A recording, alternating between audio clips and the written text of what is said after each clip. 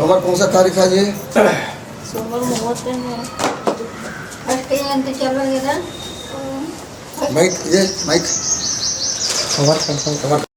ನಂದ ಕುಮಾರ್ ರಾಮಚಂದ್ರ ಛತ್ರಿ ಹುಮ್ನಾಬಾದನಾಗಿದ್ದು 1/1/2022ರಲ್ಲಿ ನಾನು 42 ಲಕ್ಷ ನಾನು DCC ಬ್ಯಾಂಕ್ನಲ್ಲಿತ್ತು. ಆ ಸಮಯದಲ್ಲಿ ಮ್ಯಾನೇಜರ್ ಆಗಿದ್ದ DCC ಬ್ಯಾಂಕ್ ಮ್ಯಾನೇಜರ್ ಆಗಿದ್ದ ದಿಲೀಪ್ ಅನ್ನೋರು ನನಗೆ ಒಂದು ಸಜೆಷನ್ ಹೇಳಿದ್ರು, ಛತ್ರಿ ಇಲ್ಲಕ್ಕೆ ಇಟ್ಟಿದ್ರಿ ನೀವು ಸೊಸೈಟಿಯಲ್ಲಿ ಇಡ್ರಿ, ಪಿ ಕೆ ಸೊಸೈಟಿಯಲ್ಲಿ ಇಡ್ರಿ, ಅದಕ್ಕೆ ಹೊಣೆಗಾರಿಕೆ ನಾನೇ. ಮತ್ತು ಅದರ ಆ ಅಮೌಂಟ್ ನನ್ನ ಹತ್ರ ಡಿಪಾಯಿಟ್ ಆಗ್ತದೆ ಅಂತ ಹೇಳೋದಕ್ಕೆ ನಾನು ಅಲ್ಲಿ ಡೈವರ್ಷನ್ ಕೊಟ್ಟೆ. ಆ ಡೈವರ್ಟ್ ಆಗಿ ಇಲ್ಲಿ ಸೊಸೈಟಿಗೆ ಬಂತು.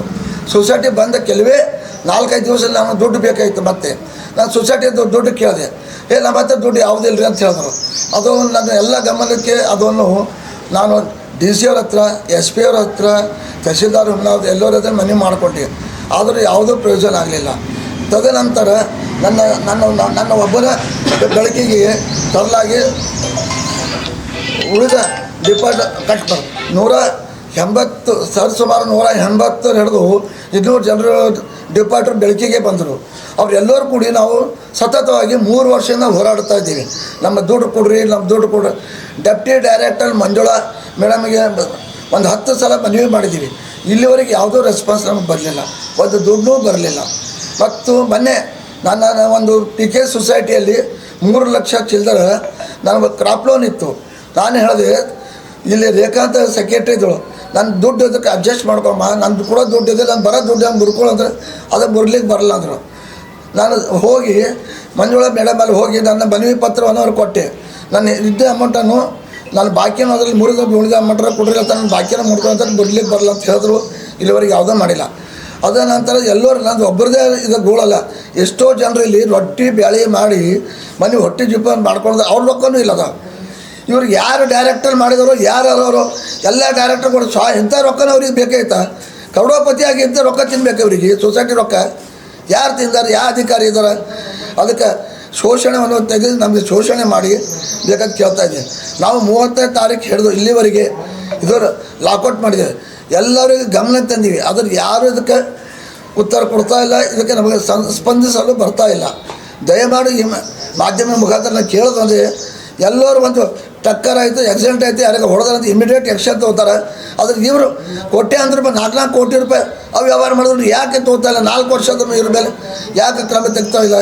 ಅದಕ್ಕೆ ದಯಮಾಡಿ ಎಲ್ಲ ಸಂಬಂಧಪಟ್ಟ ಇದಕ್ಕೆ ಅಧಿಕಾರಿಗಳು ಬಂದು ಇದಕ್ಕೆ ಮಾಡಬೇಕು. ಇಲ್ಲದ್ರೆ ನಾವು ಮುಂದೆ ಉಗ್ರ ಹೋರಾಟ ಮಾಡಲು ಮುಂದೆ ಹೊರಿತೇವೆ.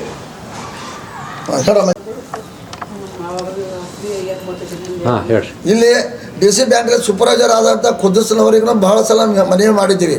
ಮೊನ್ನೆ ನಾವು ಹೇಳಿದ್ವಿ, ನಾವು ಲಾಕೌಟ್ ಮಾಡ್ತೇವೆ, ನೀವು ಯಾರಾದರೂ ಲಾಕೌಟ್ ಮಾಡಿದ್ರೆ ನಿಮ್ಮ ಮೇಲೆ ಕ್ರಿಮಿನಲ್ ಕೇಸ್ ಮಾಡ್ತಾ ಅಂತ ಹೇಳಿದ್ರು. ಒಂದು ಕಡೆ ಹೇಳ್ತಾರೆ DCC ಬ್ಯಾಂಕಿಗೆ PK ಅವ್ರು ಸಂಬಂಧ ಇಲ್ಲ ಅಂತಾರೆ, ಇಲ್ಲಂತ ನಮ್ಮ ಮೇಲೆ ಕ್ರಿಮಿನಲ್ ಕೇಸ್ ಎಲ್ಲ ಡಿಪಾರ್ಟ್ಮೆಂಟ್ ಮೇಲೆ ಕ್ರಿಮಿನಲ್ ಕೇಸ್ ಮಾಡ್ತಾರೆ. ಇದು ಅಪ್ಪನ ಮನೆ ಇದು क्रिमिनल केस में बर्रे खुदस कहाँ है थे राव हमारे पर केस करो, हम देख लेते, तेरे को तू है तो कौन है देख लेते. हाँ केस करने का जागीर है हाँ आके हाँ बिलो. ನಿಮ್ಮ ಹೆಸರು ಏನದರಿ? ನನ್ನ ಹೆಸರು ರಂಗಮ್ಮ ಅದರಿ. ಹಾಂ ಹೇಳ್ರಿ. ಹಾಂ ರೀ, ನಮ್ದಿಷ್ಟು ಹೊಲ ಐತ್ರಿ. ನನಗೆ ಗಂಡಿಲ್ಲ, ಗಂಡಸ ಮಕ್ಕಳಿಲ್ಲ. ನಾ ಅದು ದುಡ್ಡು ಇಲ್ಲಿ ಇಟ್ಕೋಬೇಕಂತ ಹೇಳಿ ಇಟ್ಟಿನ್ರಿ. 4 ವರ್ಷ ಆಯ್ತು ಓಡಾಡ್ಲತ್ತಿದ್ದೆವು. ಒಂದು 5 ರೊಕ್ಕ ಕೊಟ್ಟಿಲ್ರಿ. ನಮ್ದು ಭಾಳ ಪರೇಶಾನ್ ಅದ. ನಮಗೆ ಯಾರು ಅನ್ನ ಹಾಕೋರಿಲ್ಲ. ನಿಮ್ದು ಎಷ್ಟು ರೊಕ್ಕ ಹಾಕಿ ಇಟ್ರಿ ನೀವು? ನಮ್ದು 16 ಲಾಖ ಅದ ರೀ. ಹಾಂ ಏನು ಹೇಳತ್ತಾರ್ರಿ ಅವ್ರು? ಏನು ಹೇಳಲ್ರಿ, ಇವತ್ತು ಕೊಡ್ತೇವೆ, ನಾಳೆ ಕೊಡ್ತೇವೆ, ನಾಡ್ದು ಕೊಡ್ತೇವೆ. ಭೇಟಿ ಅಲ್ಲತ್ತಾರ್ರಿ? ಭೇಟಿ ಆಗ್ಲತ್ತಾರ್ರಿ. ಇಲ್ಲೇ ಬರ್ತೇವ್ರಿ, ಇದ್ರಾಗ ಇದ್ದವ್ರಿಗೆ ಭೇಟಿ ಆಯ್ತೇವೆ, ಹಿಂದಕ್ಕೆ ಹೋಯ್ತೇವ್ರಿ. ನಮ್ಮ ಪರಿಸ್ಥಿತಿ ಭಾಳ ಖರಾಬ್ ಅದ ರೀ. ಮತ್ತೆ ಹಿಂಗೆ ಹೆಂಗೆ ಮಾಡತ್ರಿ ಉಪಜೀವನಕ್ಕೆ? ಏನು ಮಾಡ್ಯಾರ್ರಿ, ಹಿಂಗೆ ಕೂಲಿ ಮಾಡಿ ತಿಲ್ಲತ್ತಿದೆ ರೀ. ಕೂಲಿ ಕಷ್ಟ ಮಾಡಿದ್ರಿ ಬಿ 10 ರೂಪಾಯಿ ಸಿಗಲ್ದ್ರಿ. ಒಂದು ಚಾ ಕುಡಿಲಾಕ ಮಜ್ಬೂರ್ ಆಗಿದ್ದೆವು. ಆಯ್ತಾಯ್ತು.